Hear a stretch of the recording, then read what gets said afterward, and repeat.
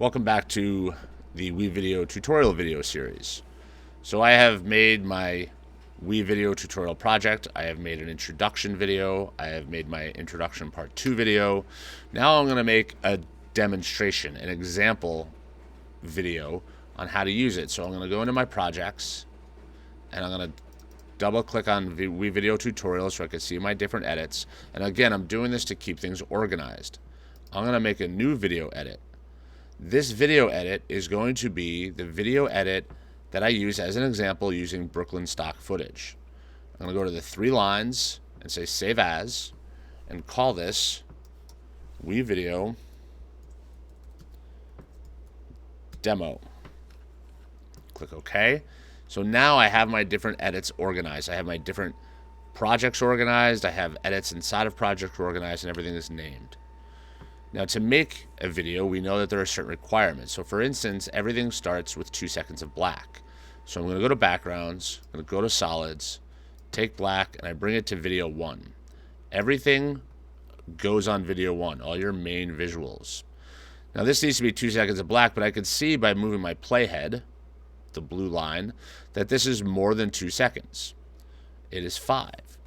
The bottom right hand corner, I have my zoom or my magnifier, and what I can do is I could drag that in order to see more detail about the clip. It doesn't extend the clip, it just shows me more time or less time depending on how close or far I want to look at the actual duration. I'm going to shrink this down by putting my mouse at the end, click and hold, and I'm going to drag this down, and I see the time is moving, and I'm going to bring this down to exactly 2 seconds. Now remember, all those numbers, 00, those are your minutes, then 02 are your seconds, then that 09 that you see there, that's frames. It is not milliseconds. There are 24 frames in a second of video. So if I'm talking about solid blocks of time like 2 seconds, I want it to be 00, 02, 00. That's how I know that is exactly 2 seconds long. Now I'm going to go back to my stock medium, and I want to open up with this aerial shot of Brooklyn. So I preview it, I can drag this down and I put it down here. And I connect them because, again, we do not want gaps in video 1. We want everything to bump up against each other. Now I see that's 30 seconds long, but I don't want to use all 30 seconds of it. I only want to use at most 10 seconds. So I'm going to bring my playhead down here to 12 seconds. And the reason why I'm bringing it to 12 seconds is because I know that I have 2 seconds of black. So if I want 10 seconds of aerial footage, I have to bring my playhead to 12 seconds. When I do that, I can click the scissors to cut the clip. And now I have a 10-second one and a 20-second one, adding up to the full 30. I'm just going to click on the one that I don't want and press delete, and now it's gone. I can then take my magnifier or my zoom and come back out so I could see more of the space I have to work with. Now I have that video. Now I know that I want to put in a couple of pictures, and I know that I really like this picture, so I'm going to drag this picture down. And I see that this picture is 5 seconds long. It goes from 12 seconds to 17 seconds. Every image is 5 seconds. You don't want an image to be longer than 6. 5 is a good number. 4. You want the images to move and to change. Now, to give you an example of why you want these things to be quick is because if we look at this and we put these two pictures together, you may think 10 seconds is not all that long, but when you actually go and watch 10 seconds,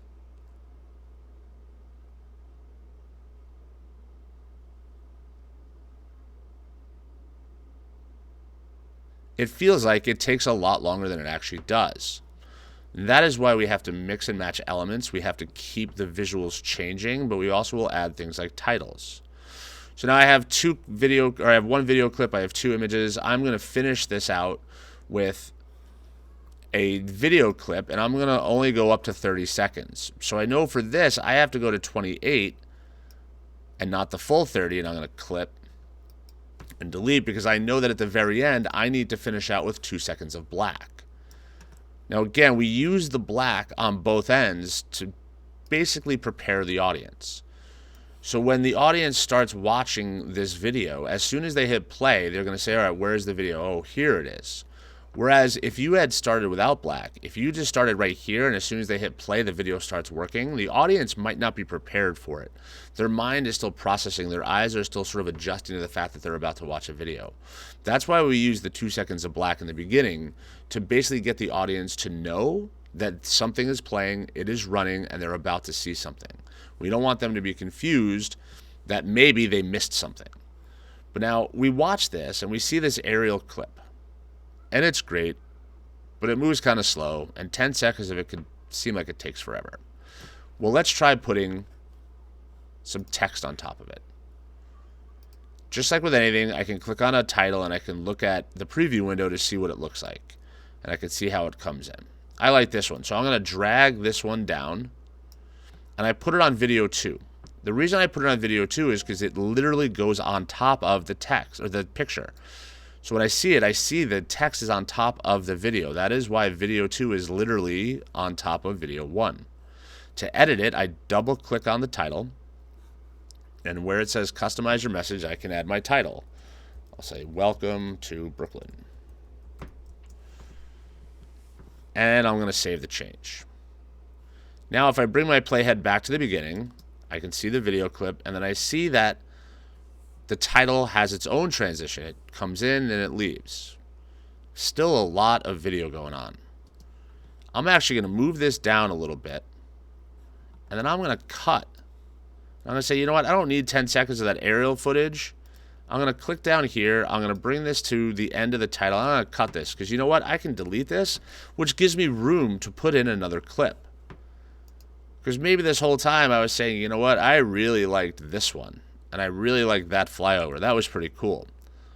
17 seconds, no problem. I'm going to drag this down, and I'm going to put it right here.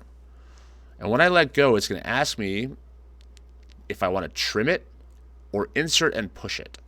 Insert and push would then slide everything down 17 seconds. We don't want that because we know we're at 30. We're going to trim to fit. And what that's going to do is that's going to cut the video down at this point so it fits right in.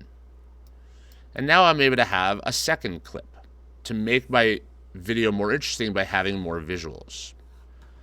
What I can also do is add in transitions. If I come back here and I watch my 2 seconds, it then just cuts to that video. A cut being just image to image or video to video. That was a cut. At the end of this, it's going to just cut to the picture. Nothing wrong with cuts. Cuts are fine. But sometimes you might want to have something that's a little bit more subtle, like a fade. Now, this doesn't really change the length of anything. What this is doing is it's visually showing you that there's a transition there. So now instead of cutting, the black is going to fade into the video. I'm going to adjust this down. Now I see that this title is going a little bit over. I can either shorten the title so it moves faster, or if I want to leave this at 4 seconds, I can take this video clip and I can adjust this clip down and slide this down. That's the nice part about WeVideo, is that you can make fine-tuned adjustments as you move forward. I may also decide that, you know what, I really like this, but I don't like that cut. So I'm going to drag this down a little bit further. I'm going to extend this just a wee bit, and I'm going to put a crossfade in here. And I'm going to have it start here, and then I'm going to have it go to this one. So now when I look at this, it's a little bit smoother. And it's going to be up to you whether or not you want to do fades or cuts. You don't want to do things that are too crazy, like the rainbows, unicorns, and fireworks, like I say, because then it becomes distracting and it's not about the media. It's not about your work. It's more about the flash. We don't want it to be about the flash. We want it to be simple and clean, because when you do that, it'll keep the audience engaged and paying attention to the message of your piece. And as we've been making some edits and adjusting some size things, we have shortened our video by a little bit. So what I can do is I can just bring this down right to the 30 so that I know I'm in the right spot. And it gives me room to mess around a little bit. It gives me room to extend. It gives me room to possibly put more titles on. And maybe I just say thanks for watching.